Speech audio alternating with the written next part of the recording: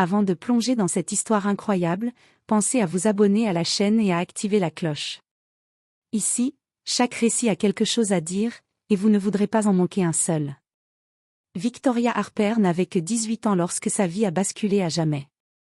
Fille unique de Margaret Harper, elle avait grandi dans une maison remplie d'amour, mais aussi d'ombre. Sa demi-sœur, Cassandra Monroe, était toujours là, souriante en façade, mais jalouse et pleine de ressentiment. Victoria était douce, généreuse, et chaque réussite qu'elle obtenait semblait attiser la haine de Cassandra. Tout a commencé un soir d'hiver, dans la grande demeure familiale de Chicago. Victoria revenait d'une soirée de charité où elle avait été applaudie pour ses efforts humanitaires. Cassandra l'attendait dans le salon, un sourire glacé sur les lèvres. « Tu crois vraiment que tu peux tout avoir, Victoria ?» murmura Cassandra, la voix tremblante mais remplie de colère. Victoria sourit, naïve. « Cassandra, pourquoi tu parles comme ça? Nous sommes sœurs ?» Mais Cassandra n'avait plus de place pour la fraternité. Jalouse de la beauté, de l'intelligence et de la bonté de Victoria, elle avait décidé de tout prendre, sa vie, sa fortune, son nom. Cette nuit-là, sous le poids d'une trahison soigneusement planifiée, Victoria fut attaquée. Les cris étouffés, la lutte désespérée, et le visage impassible de Cassandra gravé dans sa mémoire, tout fut un mélange de douleur et d'injustice. Quand Victoria sombra dans l'inconscience, elle croyait que c'était la fin. La fin de ses rêves, de son avenir, de sa chance de se battre pour ce qui était juste. Mais dans l'ombre, son esprit refusa de disparaître. Même entre la vie et la mort, une étincelle brûlait encore, la colère, la détermination, le désir de justice. Les années suivantes furent un cauchemar et un apprentissage. Victoria survécut contre toute attente. Des médecins stupéfaits réussirent à la maintenir en vie, mais son corps resta fragile. Dans ce silence forcé, Victoria nourrissait sa haine et sa force intérieure. Chaque jour était une promesse. « Cassandra, un jour, tu payeras pour tout. » 20 ans plus tard, la jeune fille douce et vulnérable était devenue une femme imposante, intelligente et redoutable. Son nom n'était plus Harper, mais Lancaster, un nom qui inspirait respect et crainte. Et ce qui avait commencé comme une injustice atroce allait se transformer en vengeance méthodique. Cassandra ne savait pas que la victime qu'elle croyait morte était sur le point de revenir, prête à réclamer tout ce qui lui avait été volé, sa fortune, son héritage, et la justice qu'elle méritait. Victoria avait appris une vérité fondamentale, la mort ne pouvait pas arrêter l'esprit déterminé d'une femme, et le temps n'était qu'un instrument pour affiner sa revanche. Victoria Lancaster ouvrit les yeux dans une chambre baignée par la lumière pâle du matin. L'odeur des médicaments et le silence pesant de l'hôpital lui rappelaient combien sa vie avait basculé. Elle ne reconnaissait rien autour d'elle, aucun visage familier, aucune image du passé. Tout ce qu'elle savait, c'était que la douleur qu'elle portait depuis ce soir fatidique de Chicago ne s'était jamais éteinte. À côté de son lit se tenait Emily Sanders, une infirmière douce et perspicace, qui avait été sa seule alliée durant ses premières semaines. Emily connaissait son histoire mieux que quiconque, bien qu'elle n'ait jamais vu le visage de Cassandra Monroe.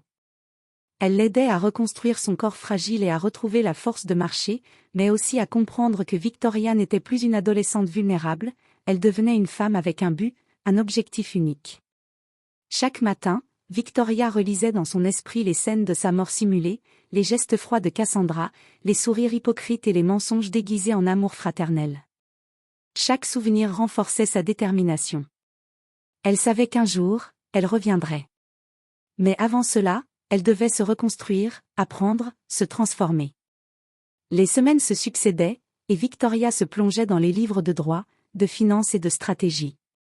Elle voulait maîtriser le pouvoir que sa famille avait autrefois détenu. Ses muscles se raffermissaient, son esprit s'affûtait.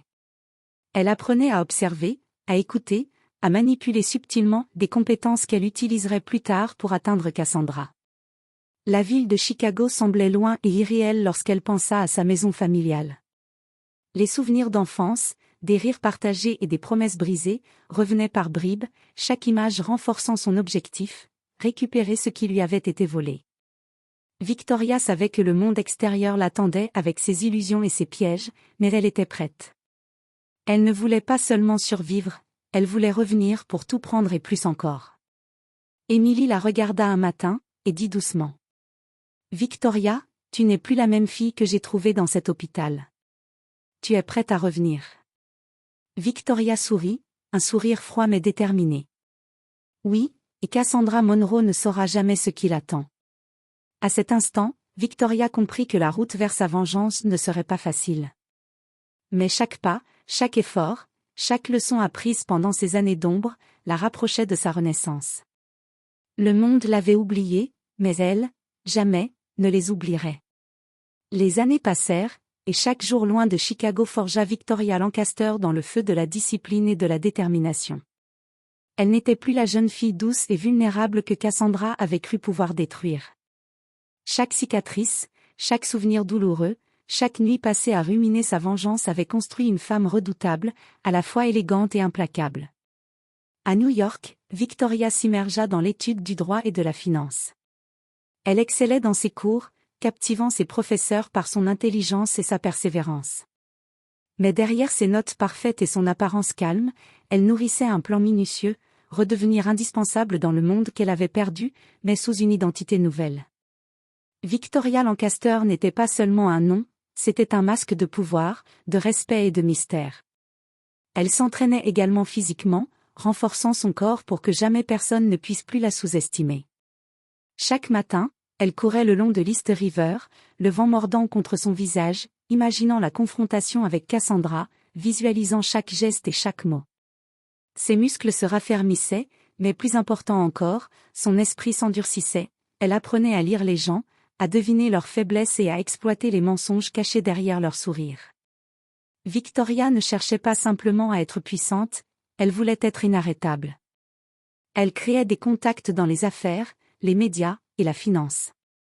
Chaque relation était soigneusement choisie, chaque mot pesé. Elle comprenait maintenant que le vrai pouvoir ne venait pas seulement de l'argent ou de l'influence, mais de la capacité à manipuler subtilement, à contrôler les situations avant même que les autres ne réalisent ce qui se passait. Pourtant, malgré cette transformation, une partie de son cœur restait marquée par la trahison de Cassandra. La douleur de sa jeunesse et l'injustice qu'elle avait subie restaient des flammes vives qui guidaient sa route. Mais Victoria avait appris à transformer cette douleur en énergie, en stratégie, en force. Un soir, alors qu'elle contemplait les lumières scintillantes de Manhattan depuis son appartement luxueux, elle murmura à elle-même. Dans 20 ans, le monde entier connaîtra la vérité. Cassandra Monroe n'aura plus aucun pouvoir sur moi, ni sur personne que j'aime. La métamorphose était complète, Victoria Lancaster était née. Une femme élégante, redoutée, et surtout, prête à reprendre ce qui lui appartenait. Son retour à Chicago n'était plus un rêve, mais une certitude. Chaque décision qu'elle avait prise, chaque sacrifice qu'elle avait fait, la rapprochait du moment où la vengeance serait parfaite et irréversible. Chicago n'avait pas changé autant que Victoria l'avait imaginé. Les avenues larges, les gratte-ciels imposants et les rues pavées semblaient presque identiques à celles qu'elle avait connues. Mais elle n'était plus la jeune fille innocente qui errait dans ces rues autrefois. Elle était Victoria Lancaster, femme élégante, sûre d'elle et déterminée. Sa première apparition dans la ville fut soigneusement planifiée. Sous prétexte d'une visite professionnelle, Victoria se rendit à une réception organisée par la famille Monroe. La demeure était somptueuse, éclairée par des lustres en cristal, et embaumée par des senteurs de parfums coûteux et de fleurs fraîches.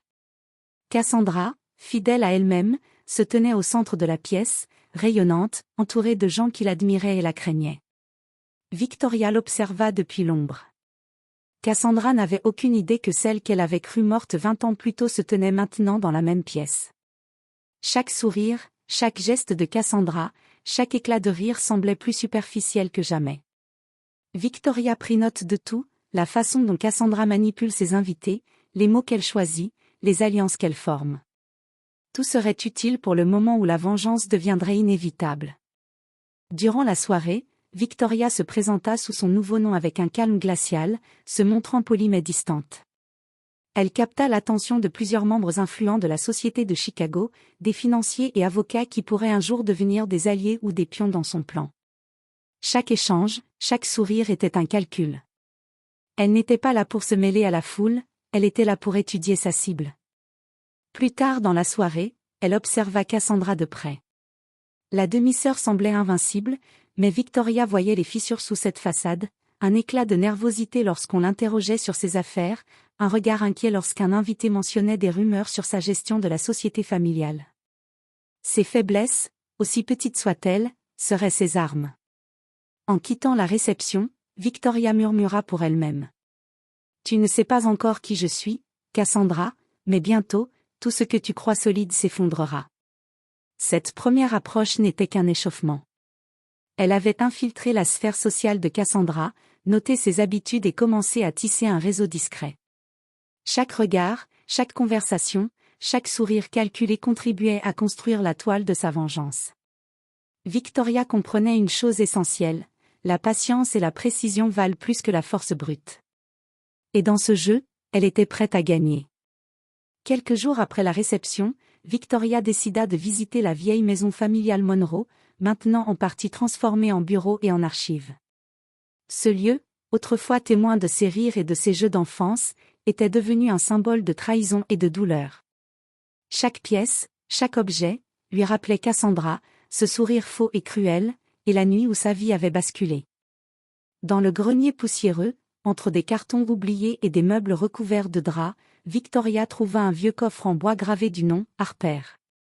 Ses mains tremblantes ouvrirent le couvercle, révélant un trésor inattendu, un journal intime, relié de cuir, appartenant à sa mère biologique, Margaret Harper. Les pages jaunies contenaient des souvenirs, des confidences, et surtout, des vérités que Victoria n'avait jamais entendues. Au fil de la lecture, un monde caché se révéla. Sa mère décrivait la jalousie croissante de Cassandra, la manipulation de certains membres de la famille Monroe, et même des alliances secrètes qui avaient contribué à la chute de Victoria. Il n'y avait pas seulement Cassandra à blâmer.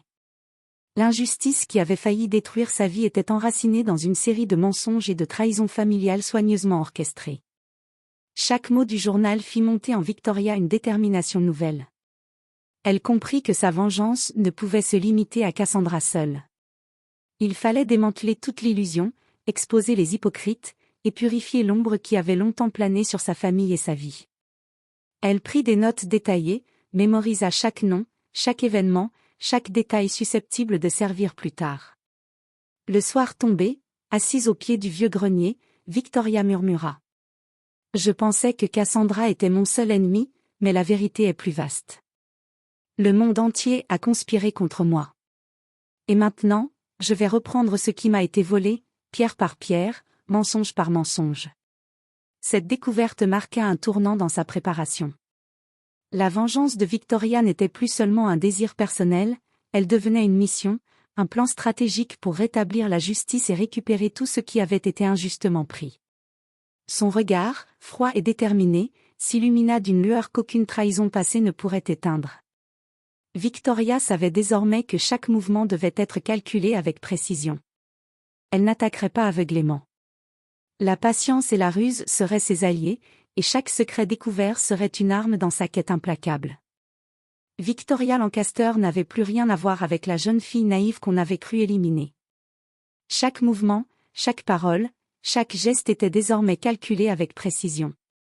Son plan de vengeance prenait une forme concrète, infiltrer l'entreprise familiale Monroe et s'approcher de Cassandra sous couvert d'une alliée précieuse et indispensable. Grâce à son réseau de contacts à New York et Chicago, Victoria obtint un poste de conseillère financière dans l'entreprise Monroe Investment, une société autrefois florissante mais aujourd'hui vulnérable à cause de la mauvaise gestion et des rivalités internes.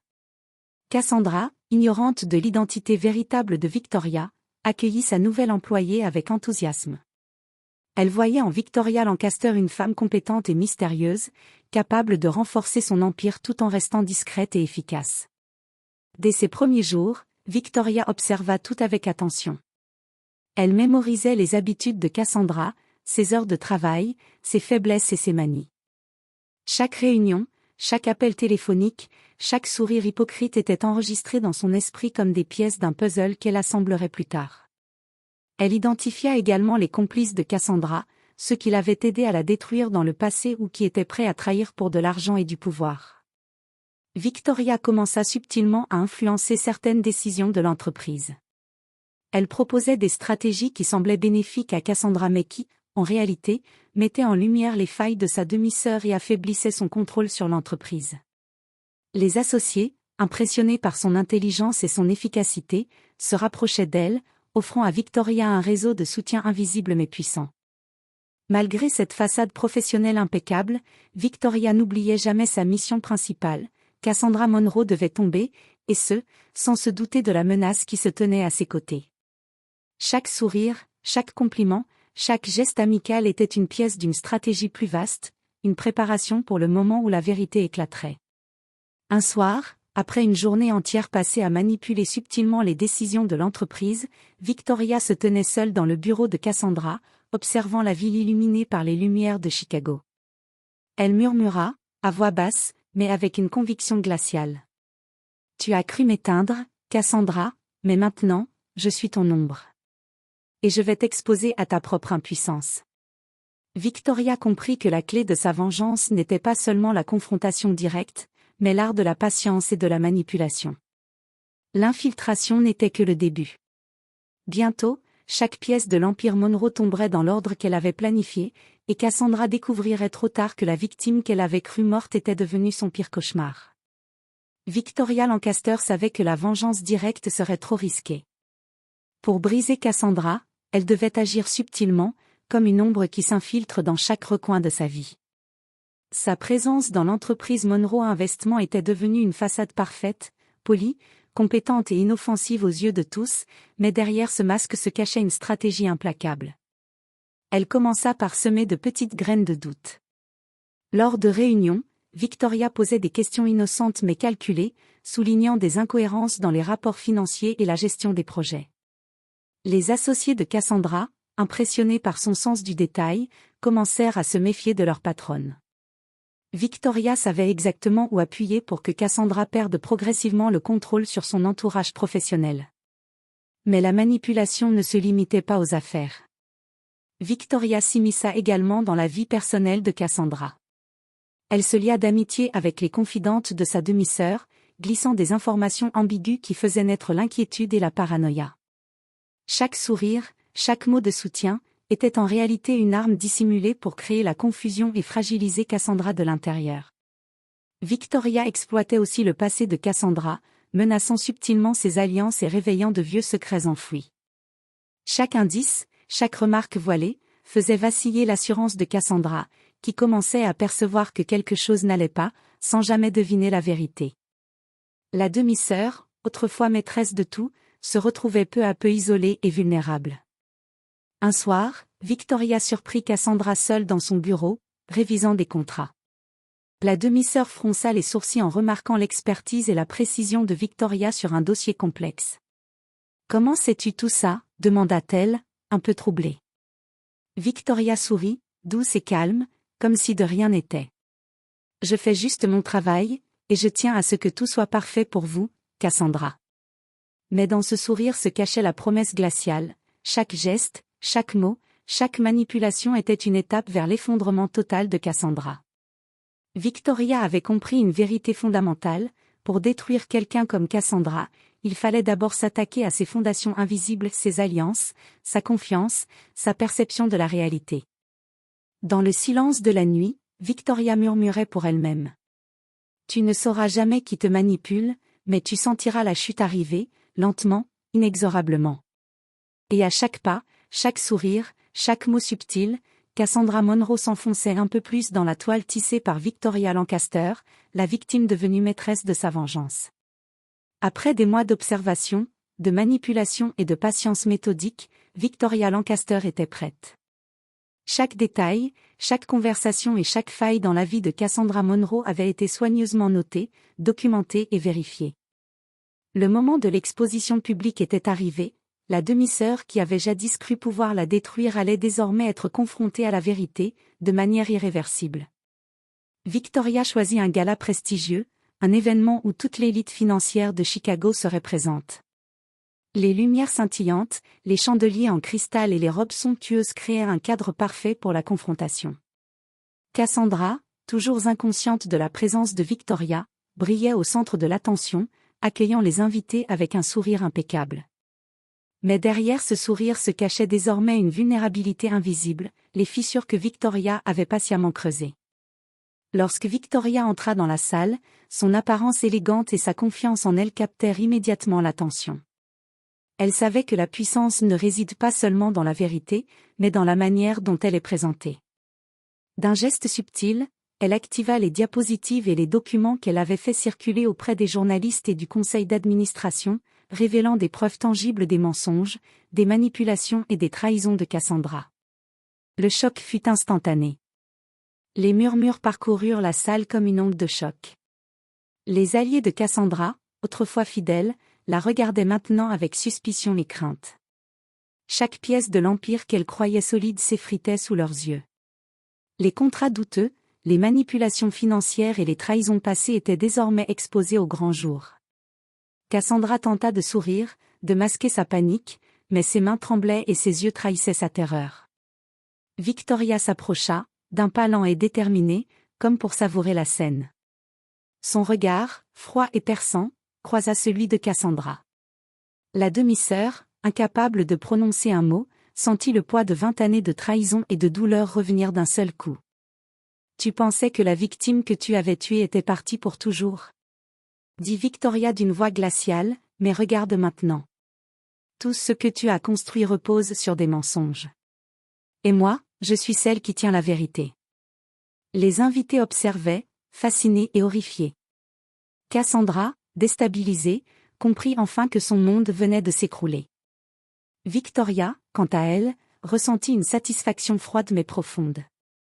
Ce n'était pas encore la fin de sa vengeance, mais c'était le moment où Cassandra réalisa qu'elle avait sous-estimé la jeune fille qu'elle avait cru pouvoir éliminer. La soirée se termina avec un éclat de vérité et de justice. Victoria avait remporté la première bataille, et Cassandra Monroe venait de perdre le contrôle sur tout ce qu'elle croyait pouvoir garder.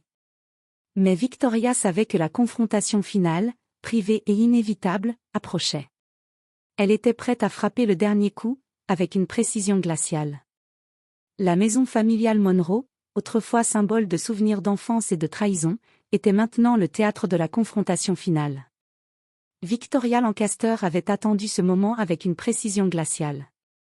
Cassandra Monroe, humiliée publiquement et affaiblie dans son empire, ignorait encore que la victime qu'elle croyait morte se tenait maintenant face à elle, dans le silence oppressant du salon familial. Victoria entra, élégante et imposante, chaque pas mesuré pour accentuer sa présence. Cassandra, figée sur le canapé, tenta un sourire nerveux, mais l'ombre de la peur dans ses yeux trahissait son état. Elle avait été forte, impitoyable, mais la vérité de Victoria Lancaster la rendait vulnérable. Tu es? Balbutia Cassandra, incapable de trouver les mots. Victoria, calme et glaciale, s'approcha, laissant chaque mot peser comme une lame. Oui, Cassandra, c'est moi. Victoria Harper. La victime que tu as cru pouvoir éliminer. Et maintenant, tout ce que tu as construit va s'effondrer. Cassandra tenta de se lever, de protester, mais son orgueil était paralysé par la peur et la honte. Je ne savais pas.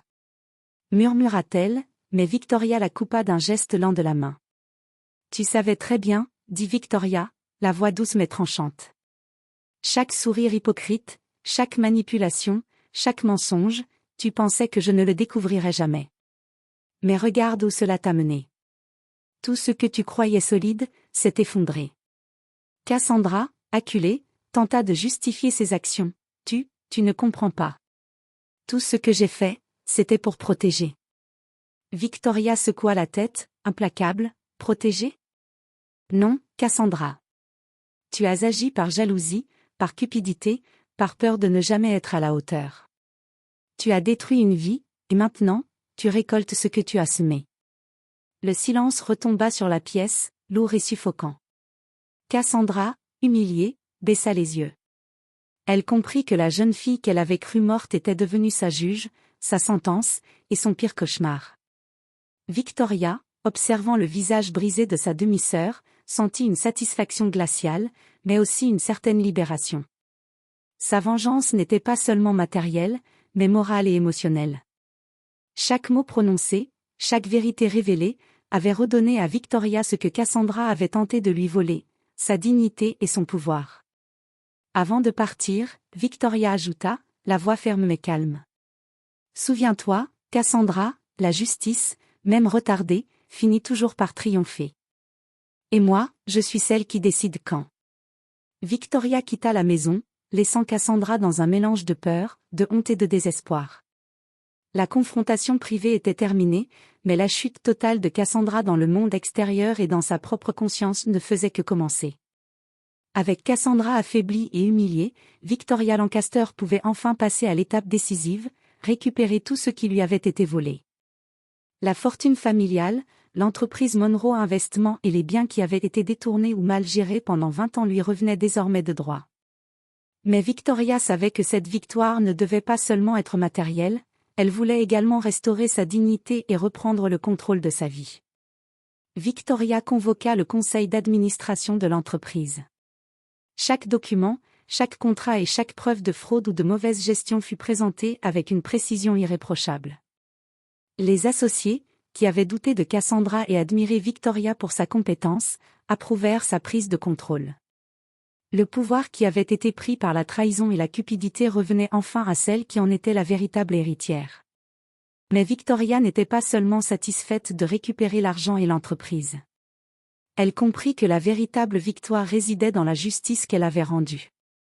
Elle commença à redistribuer les responsabilités, à réparer les erreurs du passé et à protéger ceux qui avaient été lésés par la cupidité de Cassandra et des autres membres corrompus de la famille. Chaque décision qu'elle prenait était empreinte de stratégie, mais également de sagesse et d'équité. En visitant les anciennes propriétés familiales, Victoria sentit un poids se lever de ses épaules. Les murs, autrefois témoins de trahison et de mensonges, semblaient maintenant reconnaître sa présence comme celle d'une souveraine légitime. Elle avait non seulement récupéré ses biens, mais aussi retrouvé sa place dans le monde qu'on lui avait volé. Assise dans son nouveau bureau, surplombant les lumières scintillantes de Chicago, Victoria murmura pour elle-même. 20 ans de silence, 20 ans de patience, et maintenant, tout est à moi. Mais plus important encore, j'ai retrouvé moi-même. Victoria savait que le chemin avait été long et douloureux, mais elle avait transformé chaque épreuve en force. La fortune et l'empire étaient désormais entre ses mains, mais sa véritable récompense était plus profonde, sa renaissance personnelle, sa liberté et sa maîtrise de son destin. La chute de Cassandra Monroe était inévitable, mais Victoria Lancaster avait choisi de ne pas s'arrêter à la vengeance purement matérielle. Elle voulait que sa victoire soit complète, morale, émotionnelle et symbolique. Le monde avait tenté de l'effacer, mais elle était revenue, plus forte et plus invincible que jamais. 20 ans s'étaient écoulés depuis cette nuit fatidique où Cassandra Monroe avait cru pouvoir détruire Victoria Harper. Aujourd'hui, Victoria Lancaster n'était plus la jeune fille vulnérable qui avait sombré dans l'injustice et la trahison. Elle avait traversé l'ombre de la douleur, les flammes de la patience et les épreuves de la solitude pour renaître, plus forte et plus déterminée que jamais. Son empire familial restauré, sa fortune consolidée, et sa réputation irréprochable, Victoria ressentit enfin un sentiment de paix profonde. Mais ce n'était pas seulement la victoire sur Cassandra qui lui apportait cette satisfaction. C'était la réalisation qu'elle avait repris le contrôle de sa vie, qu'elle avait transformé la douleur en force et la trahison en sagesse. Les Chicago Times et les journaux financiers relataient maintenant la chute de Cassandra Monroe et l'ascension de Victoria Lancaster. Les rumeurs, jadis à son détriment, étaient retournées contre ceux qui avaient conspiré contre elle. Chaque sourire, chaque regard admiratif dans la rue ou dans ses réunions d'affaires rappelait à Victoria que le monde reconnaissait sa légitimité et sa puissance. Mais Victoria ne se contenta pas de sa propre réussite.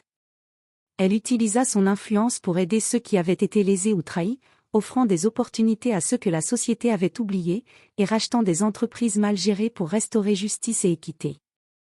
Sa vengeance s'était transformée en force constructive, elle avait transformé sa douleur en un pouvoir capable de changer la vie des autres. Un soir, sur le balcon de son bureau surplombant les lumières scintillantes de Chicago, Victoria respira profondément. Le vent frais effleurait son visage, et pour la première fois depuis 20 ans, elle se sentit complètement libre. Ses pensées s'attardèrent sur Cassandra Monroe, désormais réduite à l'ombre de celle qu'elle avait cru pouvoir écraser. Victoria murmura avec un calme assuré. La justice a été rendue. La vengeance accomplie. Et moi, Je suis enfin libre. Dans ce moment de solitude et de triomphe, Victoria comprit la vérité essentielle qui avait guidé toute sa vie depuis sa survie. La véritable force ne réside pas seulement dans l'argent ou le pouvoir, mais dans la capacité de se relever, de transformer la douleur en force, et de vivre pleinement, malgré tout ce que le monde peut vous arracher. Victoria Harper, alias Victoria Lancaster, avait survécu, avait triomphé, et était enfin renaissante. Le passé, avec ses blessures et ses trahisons, était derrière elle.